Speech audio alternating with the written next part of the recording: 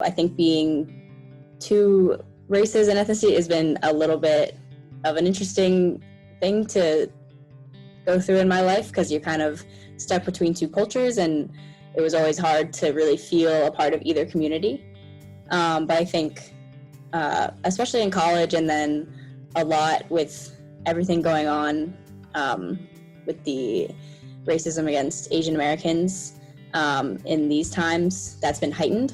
I really have felt more attuned to the Asian American community. So I think this month is really important in just mostly as a celebration of all these cultures, and also recognizing that Asian American Pacific Islander Heritage Month is not one race, culture, anything. It's so many different peoples, and how we face common struggles, yes, but also people face it in different ways and at different volumes, I would say. So I think it's really important to celebrate everybody's culture, and I think for me, the way that my family loves to do that is through food and being together. And this month, I know because of everything going on, I don't think in previous years we've recognized it as much, but I know this month my family has been texting each other a lot more, checking in. We send a lot of articles back and forth, just learning about other Asian cultures as well. I think something we've been talking about a lot recently is Chloe Zhao, who won the Oscar for Nomadland, which is a big deal for the Asian American community too, just in being recognized for all the amazing talent that exists within the community in an industry like entertainment, where people of color are so often left out. And I think that was a really big deal, and something that my family was really excited and proud of. I think one of the biggest microaggressions that I've noticed, at least for me, as my name is Chinese, is people really not putting in the effort to say a name correctly. And I think a lot of Asian names are very unfamiliar to Western communities. And that does vary very much by language, which varies within the Asian countries.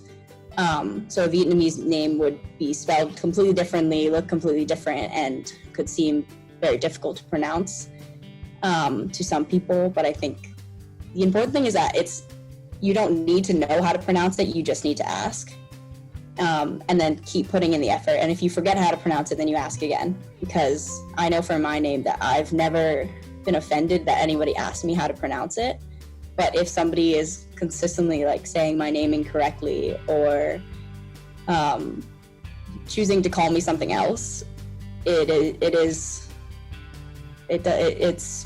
hurtful, and it just feels like you're not acknowledging my culture, and you're not really acknowledging me, because you attach so much to your name. And I guess for me, I started going by Mei in high school and college because it was easier for people. And I have been recently kind of trying to transition out of that. And this is going to confuse a lot of people in my life who call me Mei right now. And I don't mind it at all, but I do think that my full name is Mei Li, and I love it, and I think it's beautiful. And I don't want to change that for other people's convenience. I think diversity is an amazing thing to celebrate and should be celebrated. I don't think having multiple cultures or multiple races in a team or in a room is going to solve all our problems. I think just saying that a team is diverse, or just seeking diversity, is not enough, I would say.